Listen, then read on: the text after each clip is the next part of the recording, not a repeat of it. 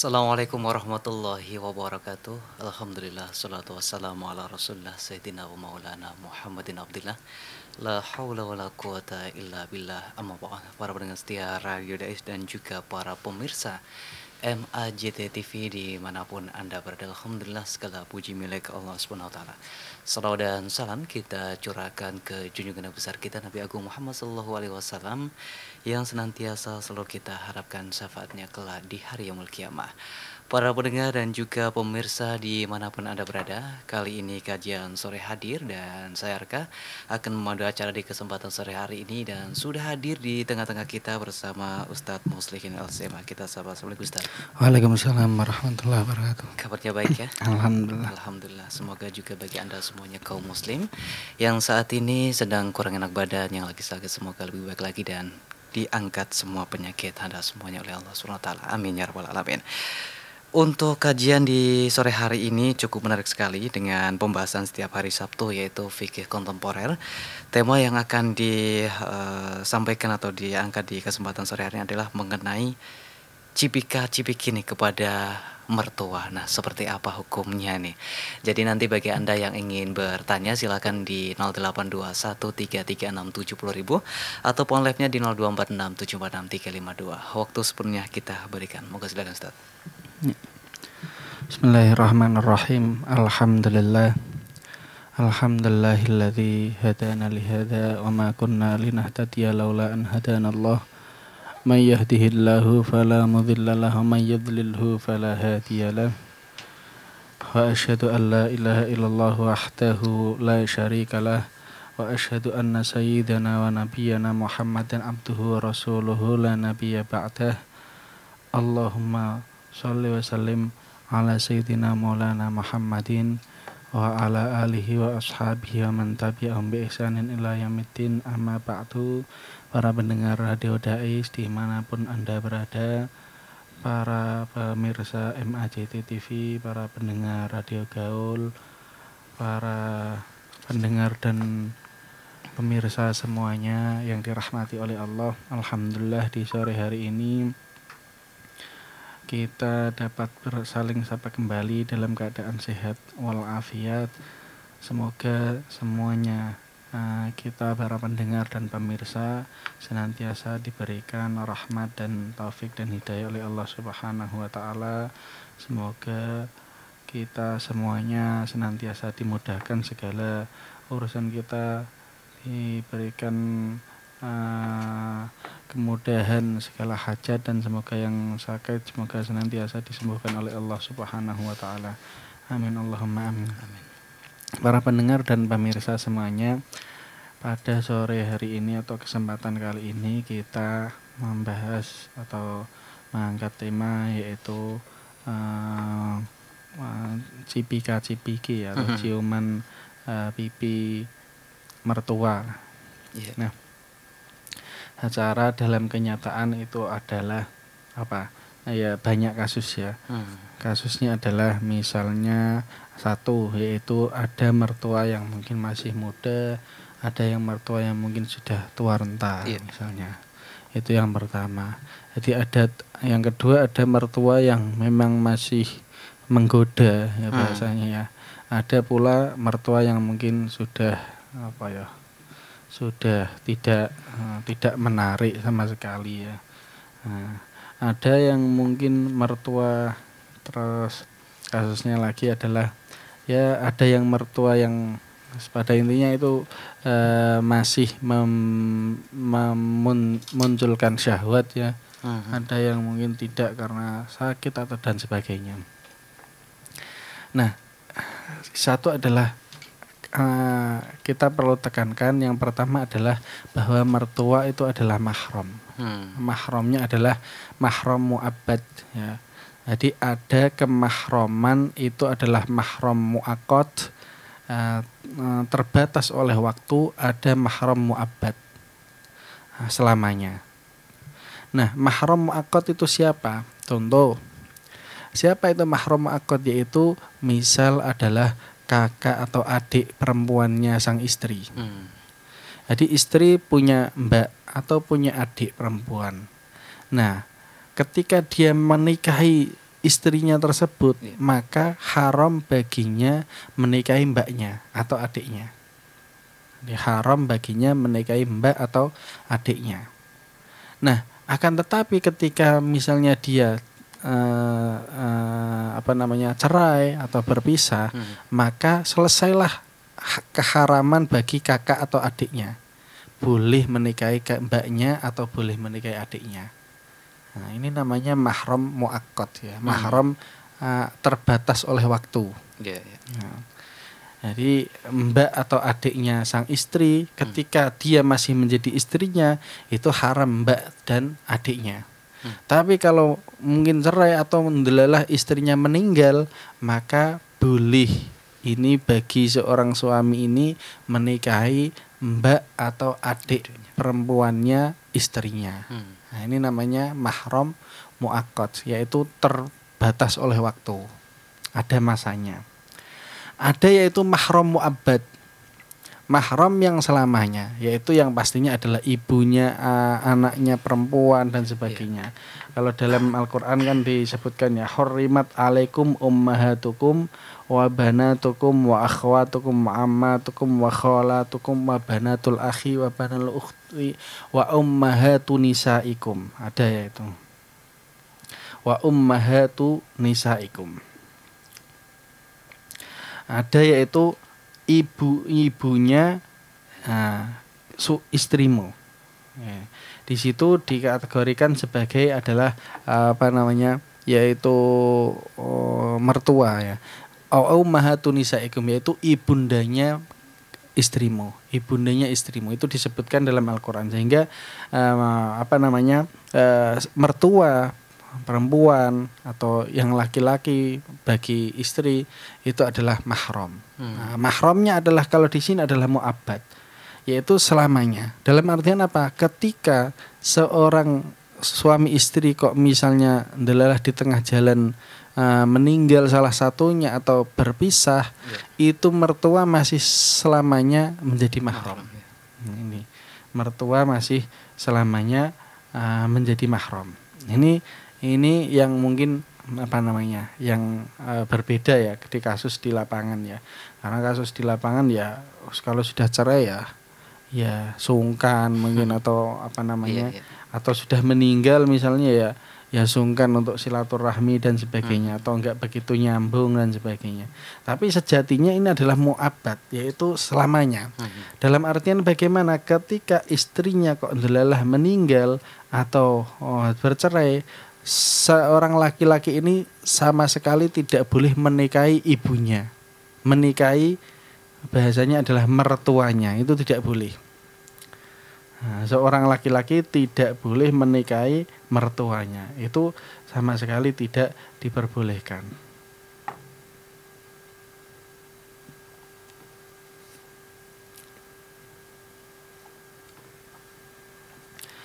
Nah,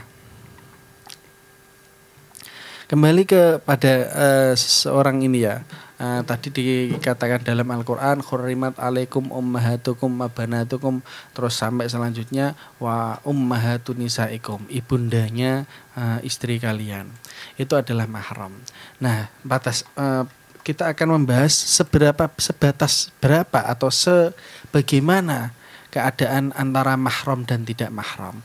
Apa itu definisi mahram? Nah, mahram adalah orang yang haram dinikah. Man haruma nikahuha, orang atau perempuan yang haram dinikahi oleh seorang laki-laki tersebut. Nah, di situ ada ibu atau ada mahram yang asli atau ada mahram birrodho. Ada mahram asli itu ada 7, mahram birrodho juga ada 7, sesuai dengan mahram yang asli. Ada mahram sebab pernikahan, yaitu ada 4. Ada 4, yang termasuknya adalah mertua ini. Terus anak tiri itu juga mahram ketika dia menikahi ibunya, janda misalnya dinikahi, terus dia sudah berkumpul sama ibunya, maka anak tirinya sudah otomatis menjadi mahram. Nah itu.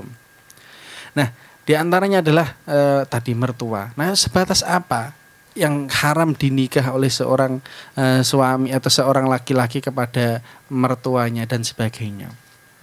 Nah, maka kita akan langsung menjerumus kepada pembahasan, yaitu ketika seseorang dalam kenyataan mungkin di kota atau di mana ya, ketika bertemu atau ketika apakah boleh cipika-cipiki. Secara hukumnya yang pertama adalah takbil.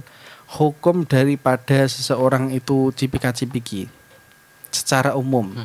Secara umum kalau laki-laki dengan laki-laki atau perempuan dengan perempuan kok baru datang dari perjalanan jauh, itu hukumnya sunnah. Itu hukumnya sunnah, yaitu hukum daripada cipika-cipiki atau rangkulan. Bahasanya kalau baru datang terus dipeluk, apalagi dari bepergian jauh, itu hukumnya sunnah.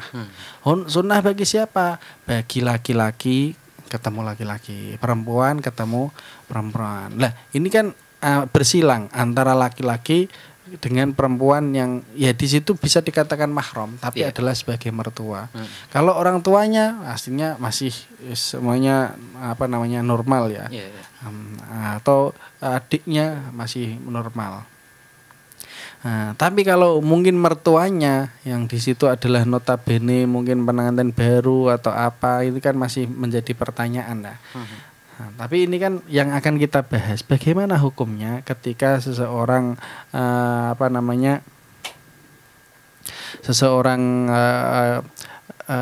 pengantin baru atau seseorang yang menjadi menantu baru kok mungkin bersentuhan atau mungkin sampai melewati batas yang orang normal kepada orang lain, contoh misalnya mijeti mertua kayak atau salaman sama mertua, atau mungkin sampai cipika-cipiki bersama mertua dan sebagainya. Yang menjadi pembahasan tadi adalah kita akan menjawab fokusnya yaitu apa? Yang fokus yang pertama adalah hukum cipika-cipiki kepada mertua. Yang pertama adalah batasnya adalah jangan sampai muncul syahwat atau fitnah. Nah, ini bukan hanya kepada mahram ya, bukan hanya kepada mertua. Kalau misalnya seorang laki-laki melihat adiknya kok syahwat, ini menjadi berat. Kalau tidak ada syahwat, sama ibunya tidak ada syahwat, normal semuanya, nggak ada pembahasan. Dalam artian ya bisa salaman, bisa apa. Tapi kalau melihat adiknya kok syahwat, ini yang menjadi berat. Nah, begitu juga apalagi kepada mertua yang itu adalah orang lain baru nyambung keluarga baru. Maka ketika kok itu terjadi syahwat, nah, itu terjadi takut fitnah, dalam artian apa? Mertuanya hedon hidupnya atau mungkin glamor atau mungkin selalu macak dan sebagainya. Ini kan walaupun di awal dia adalah ini mertua saya, tapi kan ada rasa takut berlebih. Nah, ini mertua saya masih cantik, masih macak dan sebagainya. Maka ini masuk kategori syahwah atau khauful fitnah atau takut fitnah. Maka di sini akan menjadi pembahasan yang berat. Ketika hal tersebut akan muncul, maka hukumnya pun juga akan muncul. Jadi hukum yang pertama adalah bagaimana hukum mencium seorang menantu kepada mertuanya yang notabene mertuanya adalah masih muda atau masih cantik. Yang pertama adalah haram jika takut jika dengan syahwat atau takut fitnah. Nah, karena ini bukan hanya pada mahram, bukan hanya pada mertua. Apapun kok dia syahwat atau fitnah, walaupun melihat misalnya ya, melihat bentuk batu atau apa kok bentuknya model apa dan menggerakkan syahwat, itu juga haram melihatnya, menyentuhnya. Contoh misalnya ada orang nggak normal ya, atau apapun menjadi syahwat, misalnya melihat boneka terus dia syahwat, ya melihatnya pun ya haram, menyentuhnya pun juga haram. Karena ini adalah apa? Menimbulkan syahwat dan juga khauful fitnah. Bukan hanya pada manusia ini, kepada boneka, kepada HP, misalnya kalau lihat sesuatu yang khauful fitnah, itu juga haram dan juga haram melihat dan juga haram menyentuhnya. Apalagi kepada manusia. Jadi kalau seorang menantu kok misalnya takut atau syahwat atau fitnah, takut fitnah terhadap mertuanya, itu hukumnya adalah menjadi jelas haram semuanya. Kenapa ini judulnya adalah dibahas khusus mertua, yaitu karena ya mertua itu kan orang lain yang baru. Yeah. Kalau seorang ibu atau adiknya kok dia syahwat, ini antara normal dan tidak normal ini seorang laki-laki. Ini ya anu ya Mas ya. Misal ya ibunya, tapi lihat ibunya kok syahwat. Nah ini secara normalnya laki-laki itu dipertanyakan sebenarnya gitu loh. Atau lihat adiknya syahwat, wah adiknya saya mau apa misalnya dan sebagainya. Ini walaupun ya laki-laki ketemu perempuan normal, tapi kan ini ibunya atau adiknya. Iya, iya. Makanya judulnya adalah mertuanya, karena orang lain yang mungkin baru menjadi bagian dari keluarganya dan sebagainya. Nah, sehingga di sini semuanya ketika itu dengan syahwat atau takut fitnah, maka itu haram. Ketika sama sekali tidak syahwat misalnya. Jadi di sini kasusnya adalah entah dia bisa mengondisikan keadaan. Yang kedua atau mungkin orang mertuanya adalah tua renta atau tidak menarik sama sekali, atau mungkin orang tua mertuanya adalah mungkin sakit-sakitan sehingga tidak menarik sama sekali, maka hukum cipika-cipikinya itu menjadi makruh. Iya. Hukum cipika-cipikinya menjadi makruh jika tidak karena hajat. Tapi kalau karena hajat misalnya baru datang dari perjalanan jauh luar negeri atau dari luar kota, nah sedangkan mertuanya itu ya tua renta, mertuanya tidak mensyahwati dan sebagainya, itu malah bisa menjadi sunnah. Nah, jadi tergantung di situ adalah adanya syahwat atau fitnah atau terjadi fitnah. Maka kita coba membaca dari referensi-referensi dari kitab kuning. Dalam kitab Bajuri, hasyiah atau syarah daripada Fathul Qorib, juz 2 sahifah 96, cetakan Toha Putra, balin nadharu bisyahwatin haramun. Ini langsung poinnya. Bahkan melihat dengan syahwat itu hukumnya haram. Likul lima layajul jul istimta'u bihi walau jamadan. Kepada segala sesuatu yang tidak boleh untuk dibuat senang-senang, dibuat untuk senang-senang syahwat, meskipun itu berupa batu. Ka'ayang durol ilal amudi bisyahwatin, seperti hanya melihat caga atau melihat tiang dengan syahwat, itu juga hukumnya haram melihatnya. Ini secara umum ya. Terus amman nadharu dalam kitab Bujairami ala syarhil manhaj, adapun nadhar melihat dengan syahwat itu hukumnya haramun qat'an, hukumnya haram jelas. Likulli mangdhurin ilaihi min mahramin wa ghairihi. Nah, jadi setiap yang dilihat entah itu mahramnya atau selain mahramnya, ghairi zaujatihi selain istrinya, wa amatihi, kecuali hanya satu, yaitu ketika dia melihat apapun, entah itu mahramnya ibunya, adiknya, kok dia melihatnya dengan syahwat, itu hukum melihatnya adalah haram. Hanya kecuali satu tok, hanya kecuali dua tok, yaitu kecuali sama istrinya dan juga sama budak perempuannya. Kalau zaman sekarang nggak ada budak perempuannya, berarti kecuali hanya sama istrinya.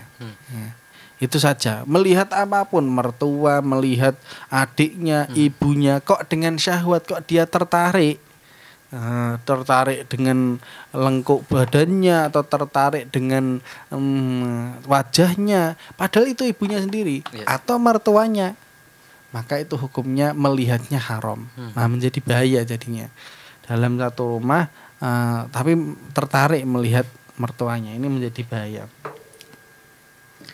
Dalam kitab Asy-Syibrul Milisi sama, yaitu dengan hukumnya melihat.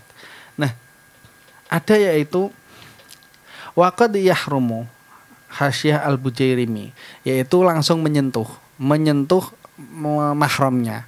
Menyentuh itu ya bisa saja mijeti, bisa saja dan sebagainya. Waqad yahrumu masuma halla nadharuhu minal mahram.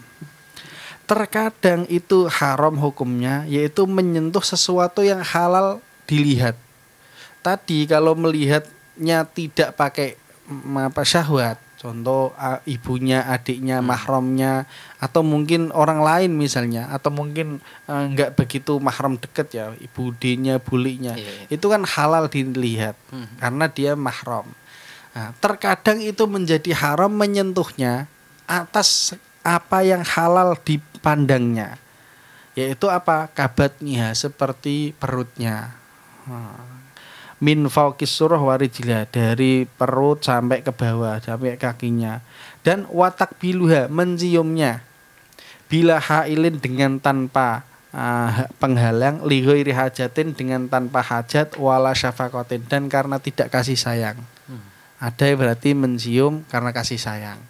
Mencium ibunya, mencium mertuanya ketika sakit misalnya, itu kan kasih sayang dan sebagainya. Itu hukumnya menyentuhnya haram. Yang awalnya adalah halal, melihat juga halal, berinteraksi halal, terkadang menjadi haram karena tidak ada hajat. Yaitu apa? Contoh daripada hajat adalah ketika ya tadi mijeti karena sakit, ngeroi atau mencuci kakinya karena mungkin di suatu daerah terbiasa mencuci kaki orang tuanya. Kagoslihima watak bisi dhuhrihi, memijat punggungnya, memandikannya, itu adalah ada hajat. Ada hajat. Nah, ini menjadi haram ketika apa? Menyentuh apa yang halal. Bila hailin li ghairi hajatin wala syafaqatin. Dalam artian apa? Dalam kitab Bujairimi ini dikatakan haram hukumnya menyentuh mertua atau ibu atau apa jika tanpa hajat dan tidak karena syafaqah, kasih sayang. Jadi angger-angger nyentuh tok misalnya. Apalagi ini mertua ya. Kalau ibu apa masih mungkin jauh daripada kata syahwat. Nah, ini kalau mertua tidak ada hajat, tidak ada apa, itu hukumnya haram menyentuhnya. Kecuali ada hajat, contoh yaitu tadi mungkin sakit butuh dipijeti atau dikeroi atau dicuci kakinya dan sebagainya. Itu karena ada hajat. Dan syaratnya juga dengan tanpa syahwat. Kalau ada syahwat tadi menarik mertuanya cantik, ini permasalahan yang akan menghalangi semuanya. Dalam kitab Fathul Mu'in, mahsuduhri ausaki mahramatin. Haram yaitu apa? Menyentuh punggung atau lengan daripada perempuan yang mahram. Hukumnya haram semuanya. Ka ummihi diperjelas di sini.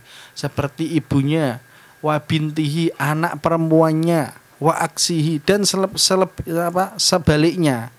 Nah, ibunya menyentuh anaknya dan sebagainya. Kok dengan haram, dengan apa? Dengan syahwat, itu bahkan hukumnya menyentuh juga haram. Kecuali karena hajat atau illa li hajatin au syafaqah. Boleh menyentuh itu karena ada keperluan atau karena ada kasih sayang. Hanya itu saja. Itu hukum daripada apa jenenge menyentuhnya ya. Nah, dan di sini termasuk daripada apa jenenge mencipika-cipiki ya. Tapi dengan syarat yang besar tadi, tidak karena syahwat dan juga tidak karena takut fitnah. Kok dia nggak tertarik sama mertuanya dan sebagainya, ya tetap boleh menyentuh atau cipika-cipiki asal ada hajat, yaitu apa? Mungkin datang dari jauh dan sebagainya. Saking bungahnya ya. Iya, saking bungahnya dan sebagainya. Dan ini pun garisnya adalah satu, tidak tertarik, tidak syahwat dan tidak takut fitnah. Karena ini orang lain kaitannya, bukan sedarah. Terus ada yaitu hukum melebar. Melebar hukumnya kepada hukum salaman. Mungkin kita dulu sudah pernah membahas hukum salaman entah berapa tahun yang lalu atau saya ingat saya ya. Nah, ini adalah ketemu takbirnya. Hukum salaman al-mausu' al-fiqih al-Kuwaitiyah, kitab kontemporer ya. Amma musafahatur rajul lil mar'atil ajnabiyah asyabah. Adapun bersalamannya seorang laki-laki dengan perempuan lain yang itu adalah muda. Nah, ini ya. Ini secara umum ya, itu muda. Maka faqad dhahabal Hanafiyah wal Malikiyah, menurut Hanafiyah, Malikiyah, Syafi'iyah, Hanabilah dalam riwayat yang terpilih Ibnu Taimiyah ila tahrimiha, haram hukumnya. Jelas toh ini laki-laki salaman karo cewek sing perempuan sing muda, ini haram.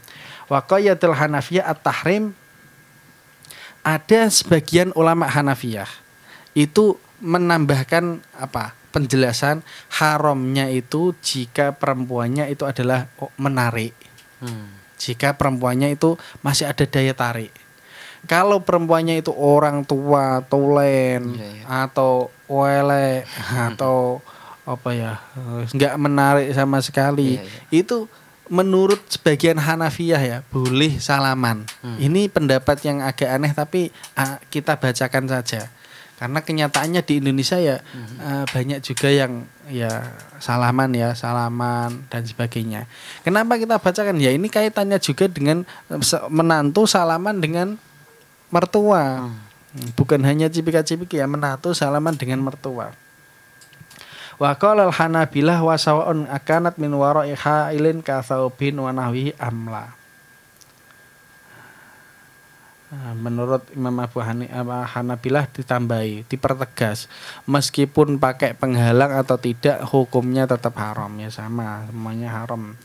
Nah ini terus di sini ada beberapa takbir ya. Pada intinya adalah takbirnya ada yaitu al-mu'anaqah, kitab Mawsu'atuddin lin an-Nasihah, hukum berpelukan tadi ini ya.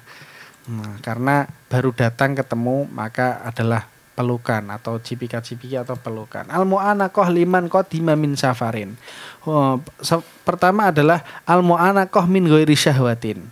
Mu'anaqah berpelukan dengan tanpa syahwat. Yang pertama adalah berpelukan dengan orang yang datang dari perjalanan. Wa dzaba ahlul ilmi fi masyru'iyatil mu'anaqah wa istihbabi aw karahiyatiha madhhabainihuma al-mu'anaqah lil qatim min safar masyru'atun musahabatun. Hukum daripada mu'anaqah sendiri dengan tanpa syahwat bagi orang yang datang kepada orang yang baru datang dari perjalanan jauh itu hukumnya adalah sunnah. Sebagian pendapat ada yang mengatakan tidak sunnah. Nah, itu tapi dalam mazhab Syafi'i hukumnya adalah sunnah. Yang kedua adalah berpelukan dengan syahwat. Berpelukan dengan syahwat wahia haramun. Itu hukumnya haram. Sama sekali walaupun itu dengan mahram atau min ghairihim, dengan tanpa mahram. Yang ketiga adalah mu'anaqah dengan perempuan lain atau laki-laki amrod, ya jelas mahram, ini jelas haram. Nah, ini yang menjadi dipertegas adalah bagaimana pembahasannya, yaitu adalah di dalam Islam itu laki-laki sing amrod itu ada banyak hukumnya. Siapa itu amrod? Sing orang duwe brengos atau yang enggak punya jenggot juga. Orang enggak punya jenggot, enggak punya brengos, itu hampir banyak dikategorikan sebagai amrod. Yaitu kalau dalam bahasanya kita itu laki-laki sing wandu atau yang laki-laki yang setengah-setengah. Itu dalam hukum fikih itu menjadi berat. Melihat amrod hukumnya haram dengan syahwat atau enggak dengan syahwat hukumnya haram. Nah, itu amrod itu laki-laki yang kalau definisi yang utuh itu ya enggak keluar brengos atau jenggotnya itu. Jadinya hingga menjadi laki-laki yang cantik ini. Dan sebagainya. Ini menjadi hukum yang berat. Maka kita kembali atau menyimpulkan bahwa tadi ya hukum daripada cipika-cipiki dengan khususnya adalah kepada mertua itu jika dengan syahwat menarik, mertuanya menarik dan sebagainya sehingga menimbulkan syahwat dan juga atau takut fitnah, tidak menarik atau apa tapi takut lama-lama akan menarik, maka itu hukumnya haram. Nah, jika tidak dengan syahwat ya, jadi karena dianggap asli sebagai mertua, kok datang dari jauh karena ada keperluan, yaitu datang dari jauh. Dalam mazhab Syafi'i itu masih dikategorikan hukumnya sunnah. Tapi jika tidak perlu dilakukan karena takut fitnah, karena cipika-cipiki lama-lama juga akan terjadi fitnah, maka itu hukumnya makruh. Jadi secara apa saja kalau itu fitnah atau syahwat itu hukumnya haram, walaupun dengan ibunya, walaupun dengan adiknya, atau bahkan dengan mertuanya, hukumnya akan menjadi haram semua ketika orang tersebut tidak bisa mengendalikan syahwatnya. Ya. Baik Ustaz, sangat luar biasa ya, komplit sekali. Dan sebelumnya nih, Arka mau bertanya nih Ustaz ya, mengenai banyak orang di sekitar kita belum paham nih akan perbedaan mengenai mahram dan muhrim nih Ustaz. Mungkin nanti bisa disampaikan. Banyak sekali yang menganggap itu hal yang sama seperti itu. Jadi saat lagi kita akan break sejenak bagi Anda semuanya kaum muslim yang ingin bertanya di 6766352 atau di 082133670000.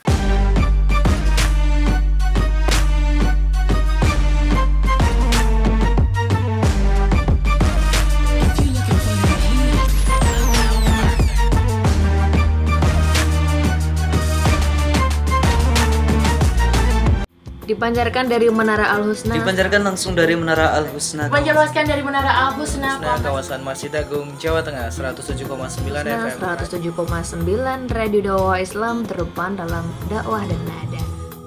Radio Dakwah Islam atau yang kerap disingkat Radio Dais telah mengudara sejak 23 September 2006.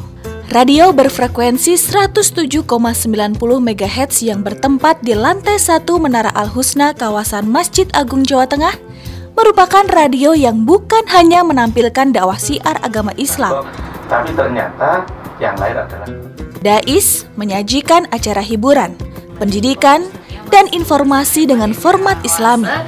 Saatnya disapa dulu ya, udah gabung via SMS-nya. Berjumpa kembali bersama saya Conan di dalam acara Uswa.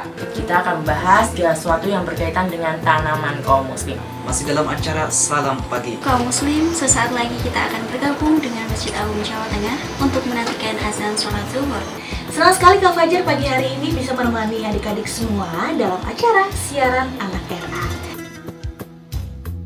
Selain itu, Dais mempunyai keunggulan untuk memikat hati para pendengar dan berbeda dari radio lainnya, yaitu adanya segmen dialog interaktif mengenai syiar agama Islam yang sangat dibutuhkan setiap masyarakat. Radio Dais menjangkau daerah Semarang, Demak, Kendal, dan sekitarnya. Bagi pendengar yang berada di luar kota, tidak perlu takut ketinggalan berita. Kini, Anda bisa download aplikasi Dais Play yang telah tersedia di Play Store smartphone Anda.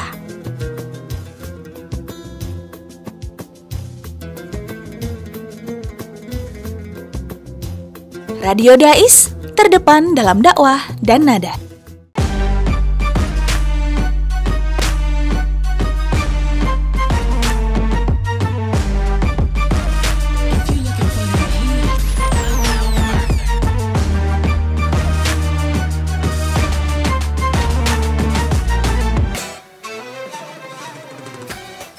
Baik, kembali di 107,9 FM Radio Dai dan juga pemirsa MAJT TV dimanapun Anda berada ya. Kita buka untuk Anda semuanya yang bertanya di 082133670000 atau di 0246746352. Baik, sambil menunggu nih Ustaz ya. Tadi Harka mau bertanya mengenai antara perbedaan mahram dan muhrim ya, agar bisa ditempatkan dengan yang baik. Monggo silakan. Ya. Jadi ada mahram, ada juga muhrim. Siapa mahram? Yaitu orang yang haram dinikah. Sejatinya bahasa yang paling tepat dalam kitab adalah mahram. Dalam Islam ya, bukan hanya dalam kitab kuning ya. Islam adalah mahram. Haruma yahrumu sampai menjadi haraman fa'adzaka mahramun sampai dengan mahram intinya. Sigot zaman atau makan atau sigot maf'ulun yang diharamkan. Ada itu dari bahasa ahrama yuhrimu ihraman fahuwa muhrimun. Ini adalah siapa? Orang yang ihram, orang yang berhaji, namanya adalah muhrim. Nah, orang yang berhaji namanya adalah muhrim. Kenapa disebut muhrim? Sama-sama haram. Kalau mahram itu orang yang nikah. Kalau muhrim itu orang yang berhaji. Kenapa disebut muhrim? Karena juga haram melakukan banyak sesuatu ketika berada di tanah haram. Karena ketika berada di tanah haram nggak boleh membunuh burung, nggak boleh memakai peci, wangian, terus dan sebagainya. Terus harus memakai pakaian ihram dan sebagainya. Maka itu disebut muhrim. Sama-sama dari kata satu ha mim ro mim haram. Nah, tapi beda konteks, beda siyak. Ketika itu adalah haram pernikahan namanya mahram. Kalau haram melakukan segala sesuatu namanya muhrim. Ada juga yang lain, yaitu apa? Takbiratul ihram. Takbiratul ihram dari kata haram juga. Kenapa? Karena kalau sudah orang takbiratul ihram masuk dalam sholat itu haram banyak. Haram berbicara, haram makan, haram bergerak, haram tolah-toleh, haram selengean dan sebagainya. Kalau sudah masuk ke sholat, fokus yaitu sesuatu, fokus ibadah, maka itu juga disebut namanya juga takbiratul ihram.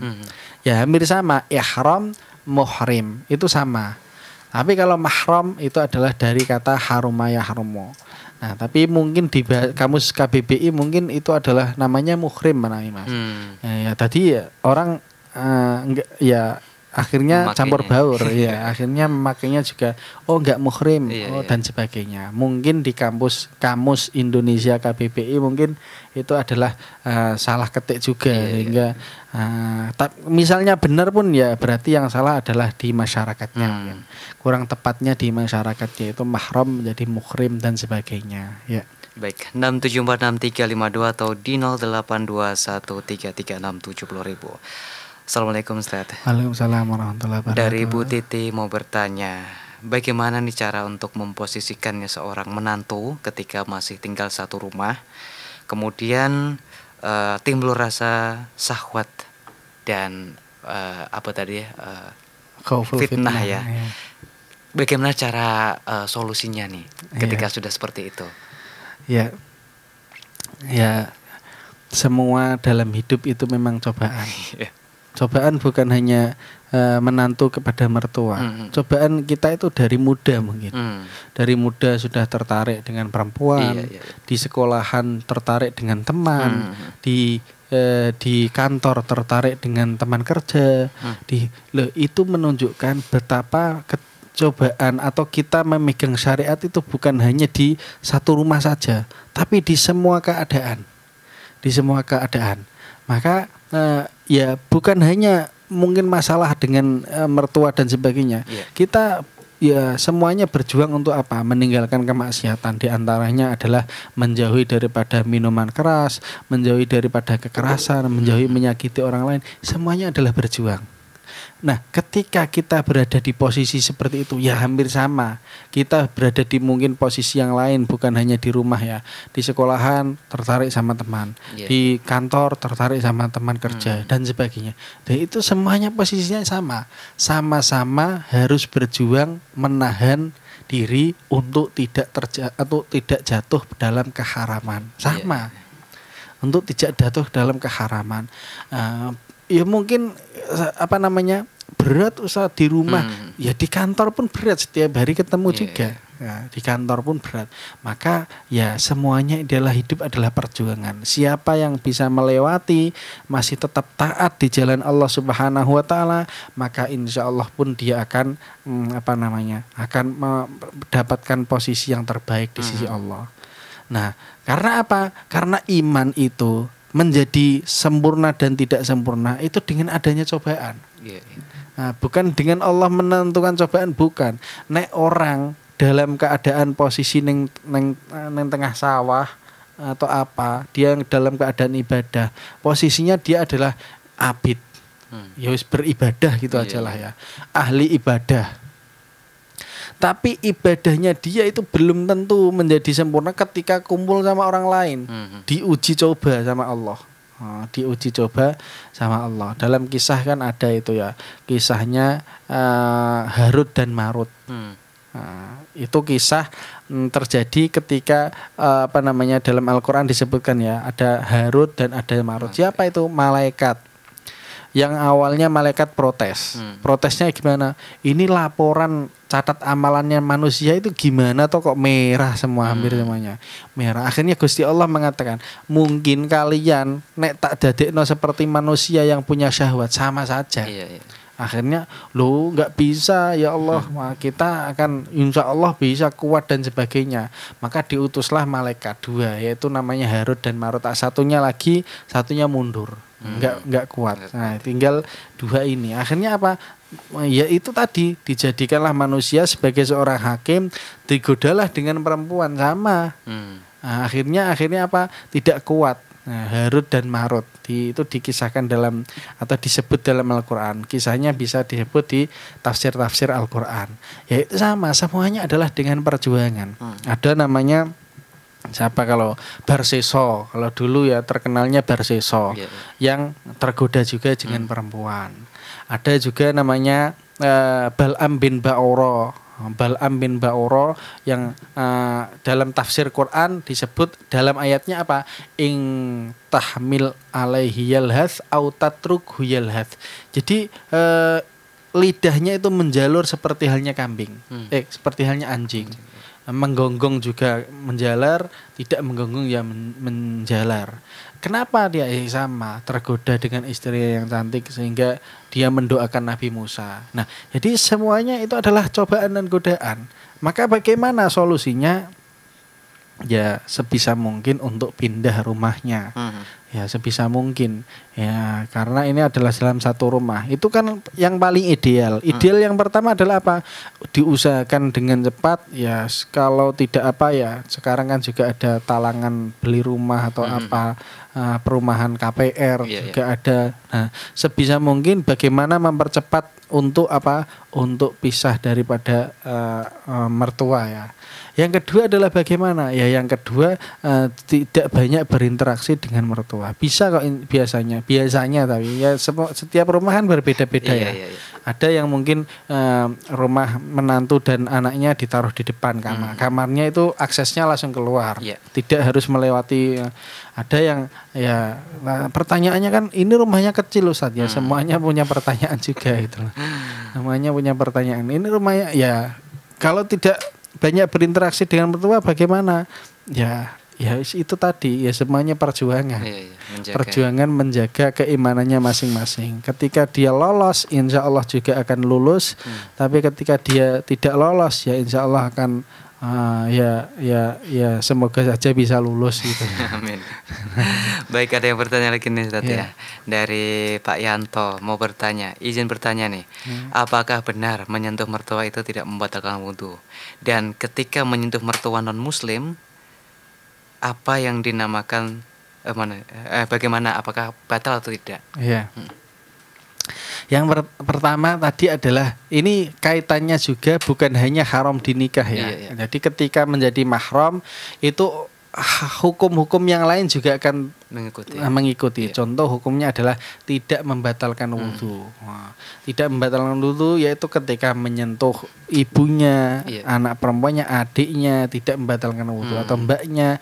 Begitu juga ketika menyentuh mahram, menyentuh mertuanya.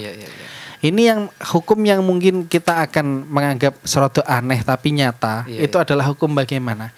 Ketika kita menyentuh mertua itu hukumnya tidak batal wudunya. Tapi menyentuh istri hukumnya batal. Ini dalam mazhab Syafi'i ya. Jadi kita tidak jangan kaget ya karena inilah hukum dan kenyataan. Dari dulu ya ini walaupun dulu awal saya juga kaget dan aneh. Nah, saya ulangi lagi, hukum menyentuh mertua itu tidak membatalkan wudu. Tapi nek menyentuh istri itu membatalkan wudu. Kenapa? Pertanyaannya simpel saja. Mahram adalah orang yang haram dinikah. Nek mertua jelas haram dinikah atau tidak? Karena menikahi anaknya maka otomatis mertua selamanya menjadi mertua. Tidak ada mantan mertua, enggak ada ini. Maka ini kan sudah saya katakan tadi, ada mahram mu'abbad. Mahram selamanya, ada mahram mu'aqqad. Mahram yang ada batasnya. Nah, mertua itu termasuk mu'abbad walaupun nanti cerai sama istrinya atau meninggal istrinya, tetap mertua statusnya adalah mertua selamanya. Dan itu menjadi mahram di antara hukumnya adalah tidak membatalkan wudu. Ya. Tapi nek menyentuh istrinya membatalkan wudu. Kenapa? Ya pertanyaannya adalah istrinya itu boleh dinikah atau tidak? Pertanyaannya ya haram. Loh kok haram dong kamu menikahinya? Oh berarti boleh. Lah nek boleh apakah dia mahram? Definisi mahram tadi apa? Orang yang haram dinikah. Istrimu itu haram dinikah atau tidak? tidak haram dinikah. Berarti kan tidak mahram. Simpel situ aja. Kalau yang mu'akkad Ustaz. Kalau yang mu'akkad. Kalau yang mu'akkad itu kaitannya hanya dengan haram menjamak. Menjamak itu mengumpulkan. Tidak ada kaitan dengan wudhu dan sebagainya. Dalam artian bagaimana? Dalam artian itu mahramnya itu khusus hanya pernikahan saja, tidak pada wudhu, tidak pada memandang, tidak pada apa. Contoh misalnya mbaknya atau adiknya istri yang cantik, ini juga harus dipertegas karena secara kenyataan adik ipar seakan-akan seperti halnya pakaiannya juga ini harus dipertegas bahwa mereka itu tidak mahram. Mahram itu dalam kaitannya dengan tidak boleh menikahi. Ketika menikahi mbaknya, nggak boleh secara menggabungkan menikahi adiknya. Secara bersamaan menikahi mbaknya, itu kaitan mahramnya di situ saja. Tapi dengan kaitannya auratnya, kaitannya dengan wudunya, tetap semuanya tidak masuk kategori ini. Mereka adalah orang lain. Ini menjadi hati-hati karena biasanya adik ipar atau kayak di rumah dan juga menutup membuka aurat dan sebagainya. Nah itu. Jadi ini pertanyaan pertama tadi tidak batal wudhunya, tapi kalau istri malah batal wudhunya. Yang kedua apa tadi pertanyaannya? Non muslim. Nah, jika mertuanya adalah non muslim, ini tidak ini ya. Bentar saya hilang memori saya, memori peningatan saya. Karena apakah ada kasus yang sama dalam fikih ya misalnya? Karena kalau secara jawaban saya sementara adalah walaupun mertuanya itu adalah non muslim, karena kaitannya mereka adalah kaitan hanya dalam keimanan. Keimanan yaitu antara muslim dan belum non muslim atau masih belum Islam gitu saja. Tapi secara kemahraman itu jelas sama haramnya ya, jelas sama keharamannya. Dalam artian ketika menikah anaknya yang muslimah sudah otomatis tidak boleh menikahi ibundanya walaupun non muslim. Itu kan sudah jelas kalau di situ dalam kaitannya menikahinya. Apakah hukum-hukum yang lain akan mengikuti? Ya, kalau secara jawaban saya yang sementara ini adalah tetap mengikuti sama. Ya, dalam artian menyentuhnya tidak membatalkan wudhu dan sebagainya. Dan masih tetap dianggap semuanya adalah orang tua, kemertuaan, sehingga ya masih bisa bebas dan sebagainya. Cuman hanya beda keyakinan dan agama saja. Nah, tapi selebihnya jawaban yang mungkin lebih spesifik dari kitabnya wallahu alam. Ya, ini satu lagi nih Ustaz, mungkin singkat ya dari Ibu Trisni. Assalamualaikum Ustaz. Waalaikumsalam warahmatullahi wabarakatuh. Ada sebagian orang yang menganggap tidak batal ketika menyentuh istri dengan alasan sudah adanya ijab kabul yang menjadikan yang haram menjadi halal. Itu bagaimana hukumnya? Mohon penjelasannya. Iya. Ya, secara kita kan hidup di Indonesia dan mazhabnya itu mazhab Syafi'i. Kalau dalam mazhab Syafi'i ya itu memang mahram dikategorikan tidak mahram. Istri itu. Mahram itu orang yang haram dinikah, sedangkan istri itu boleh dinikah dan boleh dikumpuli dan sebagainya. Dalam mazhab Syafi'i ini menjadi batal. Dan ini ya memang berat. Dalam satu rumah saya saja itu kalau mau sekolah, ngajar di sekolahan, mau ngaji, mau kemana, kok sudah wudhu selesai nggak salaman saya, ya nggak pamitan cuman ngomong saja mau ke sana. Ya itu adalah ya bukan resiko, itulah memang hukum Islam. Jadi biar saya tidak wudhu lagi di sekolahan, biar saya tidak wudhu lagi di tempat ngajar, di ngaji misalnya ke sini atau kemana, itu biar tidak wudhu lagi, saya nggak salaman sama istri. Ya itulah kenyataannya, karena kita berada di iklim Indonesia yang mayoritas bermadzhab Syafi'i. Nah, bisa saja mengikuti pendapat yang lain. Mengikuti pendapat di luar mazhab Syafi'i yang mengatakan bahwa istri itu tidak membatalkan wudhu. Dalam artian tidak membatalkan wudhu dengan alasan ya mazhab mereka. Apakah ada? Ada, pasti ada. Ketika kita akan mencarikan atau mempersiapkan mencari dalilnya atau mencari kitabnya ada. Mungkin sekarang belum bisa menghadirkan daripada atau membacakan dari kitab apa mungkin sekarang, tapi ada. Ya, karena itu adalah perbedaan pendapat. Apakah istri itu adalah boleh tidak membatalkan wudhu ketika disentuh atau membatalkan. Kalau dalam mazhab Syafi'i membatalkan. Kalau di mazhab yang lain ada yang mengatakan tidak membatalkan. Tapi sekarang belum bisa membacakan, itu saja. Baik, luar biasa. Terima kasih banyak Ustaz atas pemaparannya. Manfaat sekali untuk kita semuanya kaum muslim, para pendengar dan juga pemirsa dimanapun Anda berada. Arka harus pamit undur diri dari ruang dengar Anda dan segenap kru MAJ TV. Assalamualaikum warahmatullahi wabarakatuh.